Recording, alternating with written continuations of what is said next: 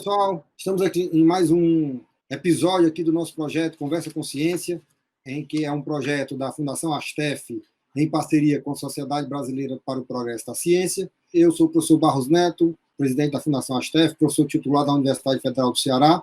Estamos hoje aqui com o meu ex-aluno, Irã Eduardo, que hoje é professor do Departamento de Engenharia Hidráulica e Ambiental. Então, hoje nós vamos discutir um pouquinho sobre a pesquisa de detecção de vazamentos em tubulações de interesse da nossa comunidade. Tá? Então, eu queria agora agradecer aqui o Irã Eduardo por estar aqui conosco e queria que ele explicasse um pouquinho que trabalho é esse, que pesquisa é essa de detecção de vazamentos nas tubulações, aí, por exemplo, da CAGES. Por favor, Irã. Boa tarde, Barros, boa tarde, pessoal. Realmente é um prazer estar aqui, né? Como o professor Barros Neto falou, fui aluno dele na Engenharia Civil, então realmente é muito gratificante estar participando desse projeto. Já parabenizo o Barros Neto por ele, né? Porque realmente é importante não só a gente divulgar nossas pesquisas, mas também mostrar o retorno para a sociedade, né?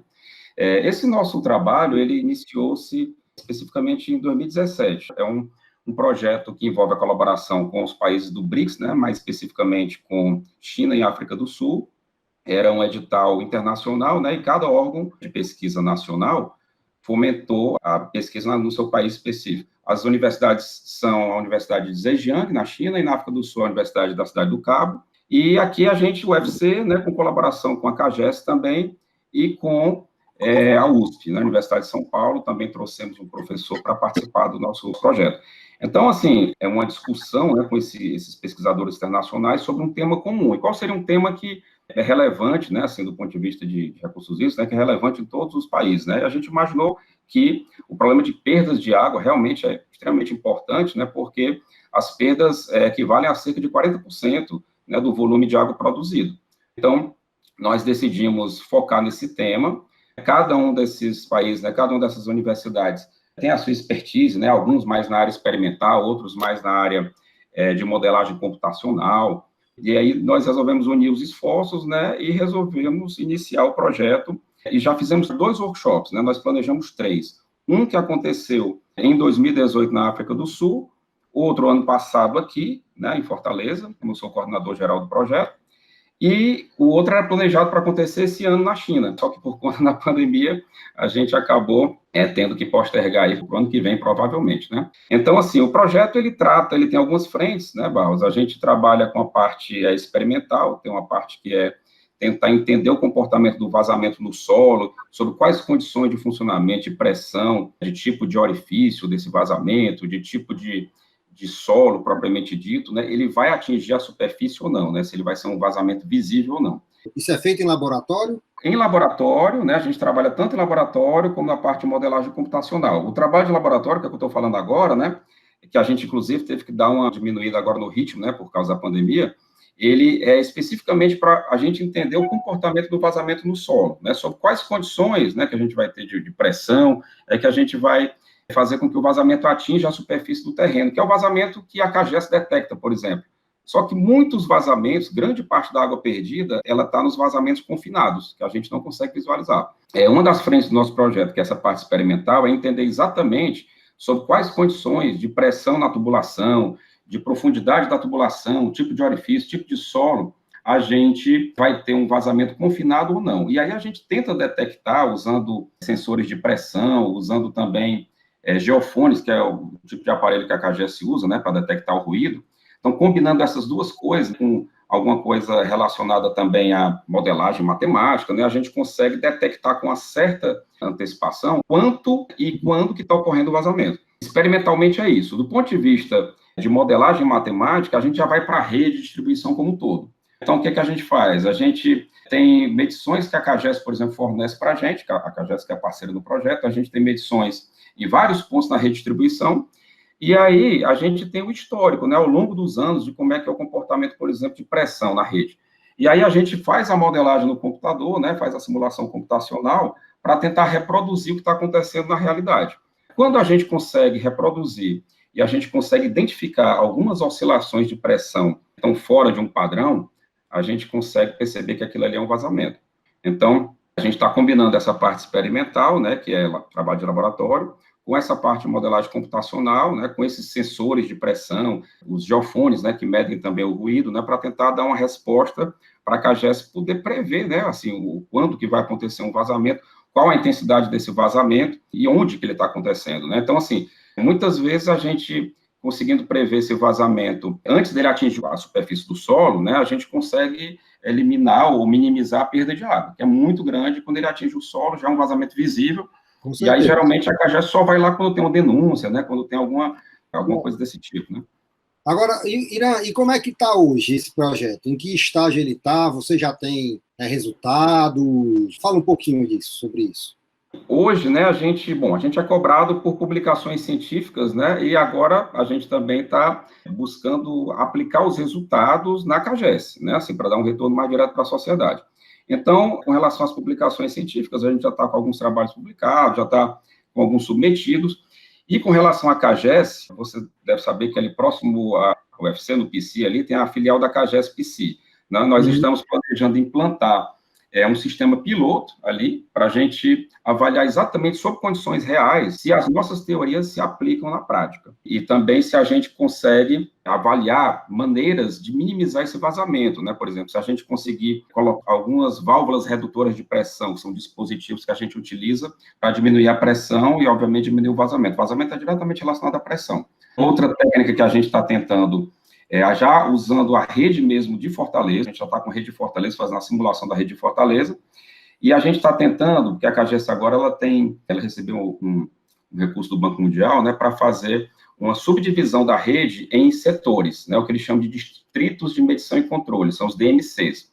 Então, ela já está implantando vários desses distritos de medição para tentar entender melhor, controlar melhor o que está acontecendo em cada setor da rede. Uma das técnicas que a gente está tentando agora é otimizar essa setorização da rede para a gente minimizar os vazamentos também, usando simulação computacional, quantos setores a gente precisa, né? A gente precisa ter setores maiores ou menores, precisa ter um detalhamento maior em determinada área, que tem uma densidade populacional maior, ou que tem um maior número de medidores, né, de vazão, de pressão na rede. Então, tem também essa questão da otimização da setorização da rede hidráulica. E também tem até a própria idade, né? Uma rede mais antiga, obviamente, vai estar mais desgastada, com uma rede mais nova, né? Até o próprio material do tubo também deve ser diferente.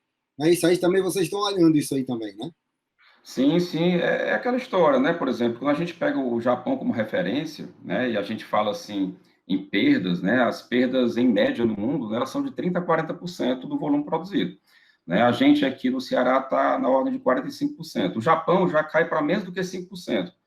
E aí, o que é que eles fazem lá? Eles não deixam a tubulação envelhecer demais, porque o problema é que quando começa um vazamento, inicia-se um vazamento, é algo progressivo, né? Então, você começa a abrir a ruptura ali, e aí é uma coisa que aumenta exponencialmente, né? A quantidade de água que se perde é muito grande. Então, assim, buscando imitar, né, esses bons exemplos como o do Japão, a gente tem também que acompanhar a questão da idade da rede, como você falou, porque à medida que ela vai envelhecendo, a gente começa a ter até problemas de rupturas mais abruptas, né? Falando novamente do caso do Japão, eles usam muito tubulações de ferro fundido, porque eles têm também terremoto. Uhum. E aí, o que eles fazem? Eles têm também umas juntas, que são as juntas flexíveis, que permitem uma certa movimentação dos tubos sem que ocorra uma ruptura. Então, elas fazem essa movimentação, isso facilita a operação da rede, inclusive com algum tipo de abalo sísmico ali, a rede absorve. Isso ajuda até não romper, né? Mesmo, vamos dizer, sem o terremoto, ele se acomoda mais ao solo, que é, vamos dizer, um risco que a gente pode ter aqui, qualquer acomodação do solo, a tubulação não resiste, flete e quebra, né? E aí se rompe, né? Então, isso também é favorável. Né? E ainda tem um detalhe, viu, Barros Neto? Na verdade, a gente trabalha muito com tubulação de PVC, né? Tubulação de plástico. E ela suporta pressões menores. Vocês têm alguma noção de quanto vocês podem reduzir, né? Você falou aí que está em torno de 45%. Com essa questão, né, de uma detecção, de uma previsão, pode fazer uma manutenção mais preventiva, já acompanhar mais de perto, né? Você já tem alguma ideia de quanto isso poderia reduzir essa porcentagem da perda? A gente tem trabalhado agora na outra parte do projeto, que é exatamente saber qual é o benefício para a CAGES. Então, assim, já estamos em contato sempre com a gerência de controle de perdas da CAGES, a gerência de pesquisa, né? Inclusive, tenho orientando os meus, né, que são gerentes da CAGES, então a gente está com colaboração muito próxima mesmo. E o número que a gente está chegando é um número da ordem de 20% de redução de perdas. Né? Agora, tem um detalhe, quando eu falo 45%, a gente já se aprofundou também no desmembramento dessa perda, porque uma parte é perda física, que é a perda por vazamento, e outra parte é a perda aparente, que é por fraude ou submedição dos hidrômetros e tal. Então, assim, a gente já quantificou um número de 27% para os vazamentos e 18% para as perdas aparentes ou não físicas, né? Então, o número que a gente tem trabalhado mais recentemente, né, depois de ter feito várias análises, né, feito o que a gente chama de balanço hídrico, né, sabendo para onde é, quanto que se perde por vazamento, quanto que se perde por perdas aparentes, né, em vários setores de Fortaleza, então a gente chegou no número de redução de 20%, que é uma meta da CAGES. Agora, quando a CAGES faz essa redução, né, de 20%, para ela chegar nessa redução, ela tem que investir em um programa de controle de perdas. Então, fazendo uma análise bem geral, assim, começamos com Fortaleza, né, a gente já está entrando em outros municípios como Caucaia, como Maracanaú, né, mas a região metropolitana de Fortaleza.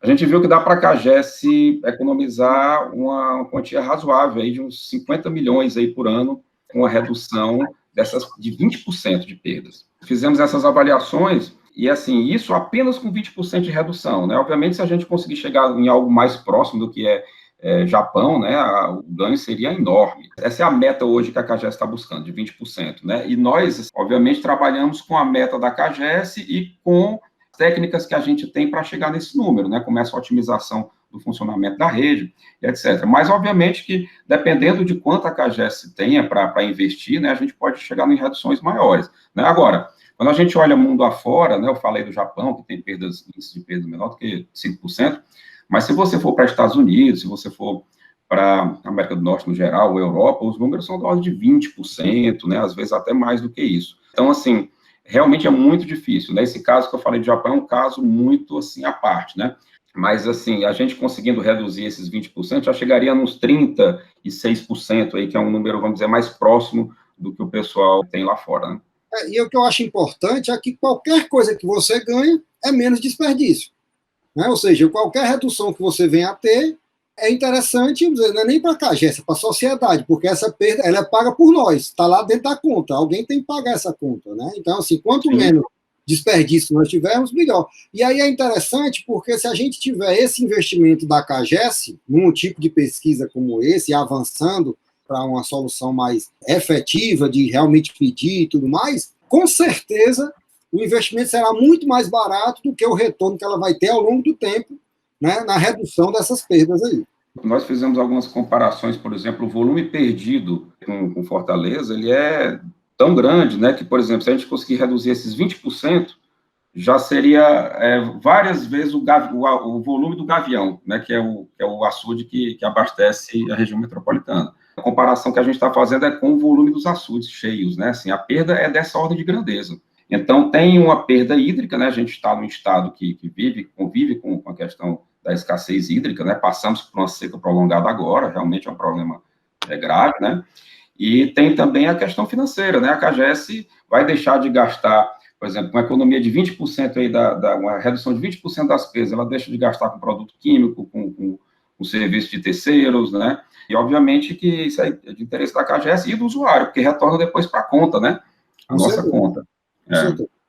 Bom, Irã, queria agradecer, acho que foi bastante esclarecedor, parabenizar, eu acho que é muito interessante para a universidade estar ajudando nesse tipo de trabalho, acho que é o papel da universidade, né, dos nossos pesquisadores, nossos professores, estarem lá trabalhando junto, né, com uma empresa pública, né, uma empresa do Estado, para que melhore, né, então, queria realmente agradecer, espero que todos lá tenham gostado do projeto e gostaria de convidar todos aí para o nosso canal, que é o Conversa com Ciência lá no YouTube. Quem gostou faz um like e se inscreve lá, que é super legal. E tem vários episódios, virão muitos por aí. Muito obrigado. Irã, um abraço.